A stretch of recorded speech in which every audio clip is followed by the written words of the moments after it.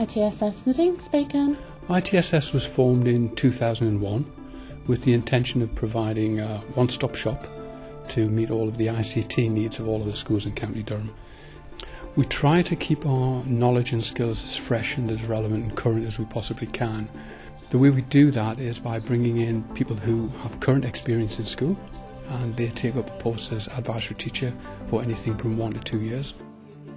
The class teacher came along to the training centre and we spent a day together working on using all the different resources and thinking about how they could sort of develop learning across the curriculum. Part of the time I'm working at the centre running training courses, and I try and take it from a teacher's perspective, so I try not to use any technical jargon or any of that and just talk to them how I would expect to be trained.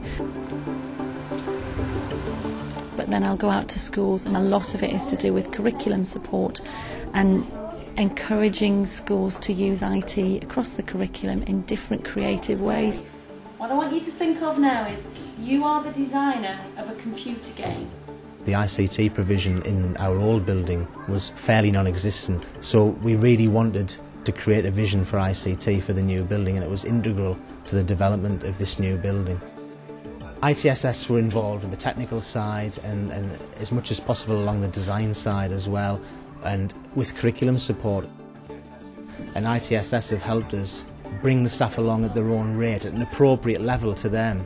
It's never too highly pitched because the teachers' skill levels are up, and that's in turn improved the children's skill levels. Some schools we've worked with for 6 or 7 years as they've gradually developed their ICT skills, and the aim is to try and get the staff in the school to be really confident about the use of technology.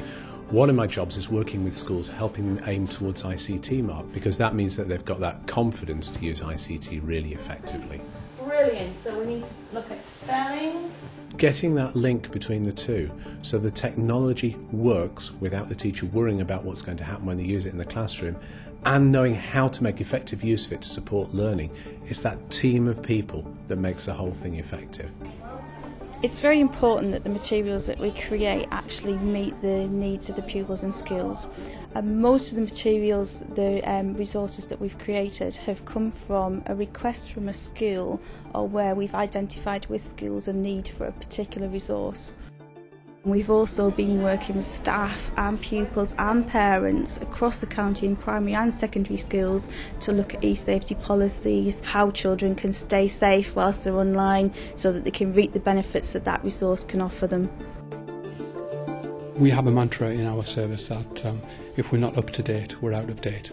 And what we try to do is to make sure that we match the skills needs of the service to the needs of our customers, the schools. If we didn't have the service, we'd probably find ourselves trying to reinvent the wheel really and starting from scratch. The advice that we get tends to be tailored to the needs of our school, and the team seem to know what kinds of things will work best to improve the set of children that you've got. So in cases where you've got a group of more able children, which is the case in this school, we're able to take them another step forward and improve their learning and improve their skills along the way.